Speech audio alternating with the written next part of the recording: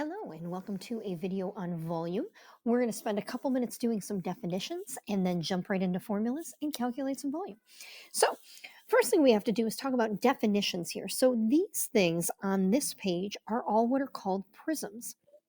Now a prism is a very specific type of polyhedron. A polyhedron is a many-sided three-dimensional shape. A prism is another three-dimensional shape, is a specific three-dimensional shape where you have parallel sides that are congruent. Those are called your bases. And then you have a bunch of parallelograms or rectangles that connect those bases along the sides.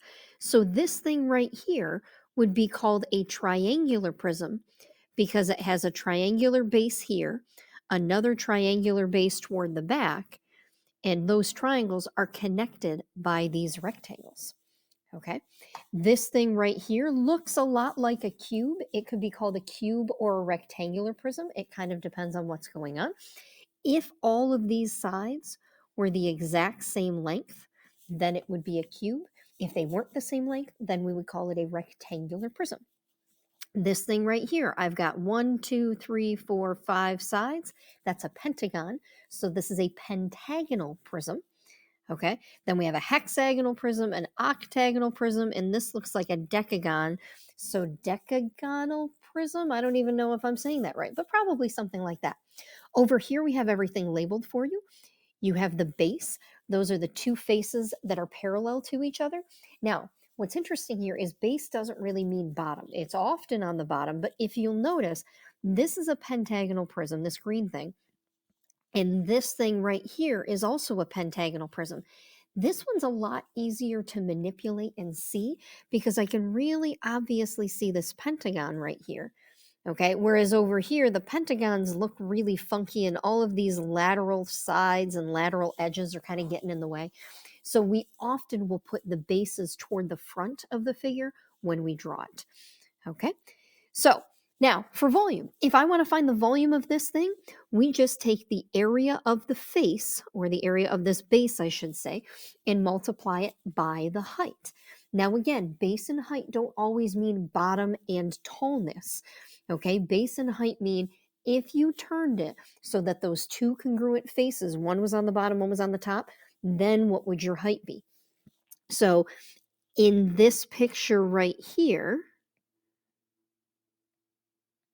this is your base, and this distance right here would be your height. Now, the volume formula is the area of the base times the height. And what you need to know is if I'm going to do the area of the base times the height, we use this capital B. Contrast that with like the area of a triangle, which is base times height divided by 2, that B is lowercase, and it's lowercase on purpose because we mean the length of the base times the height. When we are doing prisms, it's the area of the base times the height. And that works for any prism, pentagonal, hexagonal, triangular, whatever. I don't care what it is. It could be a crescent moon shape or something like that. And then I put another crescent moon on top. Just find the area of the base and then multiply it by the height. So if we come down here, it says use the formula above to find the volume of the prism below. Okay, so if I say this is my base, because I said so, this would be the height. So if I wanted to find the volume, it's the area of the base times the height. The area of the base would be 4 times 3, and my height would be 5. So this volume is 4 times 3 times 5, which is 12 times 5, which is 60. Now we're going to talk about units. I multiplied centimeters times centimeters times centimeters, so this is centimeters cubed, okay, or cubic centimeters. Now you might be thinking, wait a second, Mrs. River, I kind of remember 5th grade, and in 5th grade, didn't we just do length times width times height? Yes, you are right. When you have a rectangular prism, and only a rectangular prism, you could also do the volume as length times width times height, and just do 3 times 4 times 5. That's totally fine. Okay, but when we want to project that formula onto things that aren't rectangular prisms, we can make it a little bit more generic by calling it the area of the base times the height. All right, and what's the name of this prism? I've said it a couple of times. This is a rectangular prism. All right, now if we come to a cylinder, there's a little bit of an argument to be made for, is a cylinder really a prism? And honestly, I can see both sides. We don't usually call cylinders prisms, but technically they are. A cylinder is when your prism has a circular base, and then you can't really see all of those rectangular or parallelogram heights to it. It's just one like rolled up piece of paper around the edge. The nice thing is the cylinder has the same volume formula. The volume of your cylinder is going to be the area of the base times the height. Now, the base of a cylinder is a circle, and the area of a circle is pi r squared. So the volume formula for a cylinder is pi r squared h. So if I do that here, I'm going to have pi times 3 squared times 10. And 3 squared is 9. 9 times 10 is 90. So this is 90 pi. And then my units in volume are always cubic units, in this case, cubic inches. And make sure you're cubing the inches, not the 90, okay? I've every once in a while see somebody get careless and write this. That is not the same thing, okay? Don't do that. I'm not cubing the number, I'm cubing the units. All right, now we're going to move on to a couple slightly more challenging ones.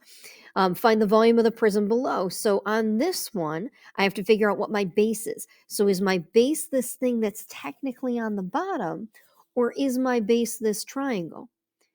Well, to figure out which is your base, you want to see what thing has a congruent parallel piece. And this triangle is definitely congruent and parallel to that triangle back there. So those are my bases. So I need the area of the base times the height. So I need the area of this triangle. Well, the area of a right triangle, I can bring this 3 up. The area of a right triangle is going to be base times height divided by 2. So my volume is the area of the base times the height, which is base times height divided by 2 times the height of the prism, okay? And so in this case, I would have 3 times 4 divided by 2, that's the area of the triangle, times the height of the prism itself, which is 8. Okay, so 3 times 4 is 12. 12 divided by 2 is 6. 6 times 8 is 48. And that would be cubic inches. All right, now last but not least, second to last but not least, penultimate question. Find the volume of the figure below to the nearest tenth of a square inch. Uh-oh, I just realized there was a typo. That wouldn't be nearest square inch, that would be nearest cubic inch. My apologies. So find the volume to the nearest tenth of a cubic inch. It shows a cylindrical tube with a hollow center. The outside radius is 6 and the inside radius is 5. So it's saying if this is 6 inches out and 5 inches in, what would the volume of that hollow tube be? Well, if I want to find the volume, I would just take the volume of the outside minus the inside. So really, that's kind of like the volume of the whole 6-inch radius cylinder minus the volume of the 5-inch radius cylinder. Easy peasy. So this volume is going to be area of the base times the height minus the area of the base times the height. And since these are cylinders, I could write it as pi r squared h. My bigger cylinder has a radius of 6 and a height of, the height is 1 foot. Wait. Foot. We were in inches before, and I want my answer in inches, so I'm going to change this height to 12 inches. So I have pi 6 squared times 12, not squared, that was an accident, minus pi times 5 squared times 12. And I'm going to do this in terms of pi, so I'm going to pull my calculator out and do 6 squared times 12 minus 5 squared times 12. Here we go. So 5 squared times 12 and 6 squared times 12. And that is 132. So this would be 132 pi cubic inches would be the volume of the tube with the hole cut out of it. And now we're on the last one. Last. If I want to find the volume of the triangular prism below, I'd need to find the area of this face and then multiply it by 12. Okay, so if we look at that, it's not a right triangle, or at least I can't assume it is because I don't see a right angle. So they gave me this dotted line in here, which leads me to believe that I should probably find that height. Since this is isosceles, that height will cut the base into 2 equal parts. And then if I want the height, I can do 3 squared plus h squared equals 5 squared. And if you remember your Pythagorean triples, there's a right triangle that's a 3, 4, 5 right triangle. So that height has to be 4. So the volume of the prism is the area of the base times the height, which is going to be base times height divided by 2 because I've got a triangle. All right, so the base of the triangle is 6. I know it got split into 3 and 3, but the triangle itself has a base of 6. The height of the triangle is 4. And base times height divided by 2, that gets me my area of the base. Then I need to multiply by the height of the prism, which is 12. So 6 times 4 divided by 2 is 12. 12 times 12 is 144. And this would be cubic centimeters. Okay, big finale here. What did we learn? Well, here's what we learned. I'm going to use a big, thick, we'll go with red. You learned that the volume of any prism is the area of the base times the height. If you, in particular, have a rectangular prism, that volume can be found by doing length times width times height. That's totally okay. And if you have very specifically a cylinder, the volume can be found by doing pi r squared h.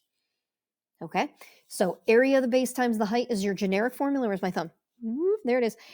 Area of the base times the height is your generic formula.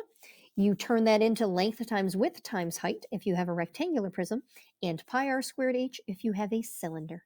That's it. That's all for now. I hope everybody is having a great day, and I am eventually going to stop this recording when it lets me.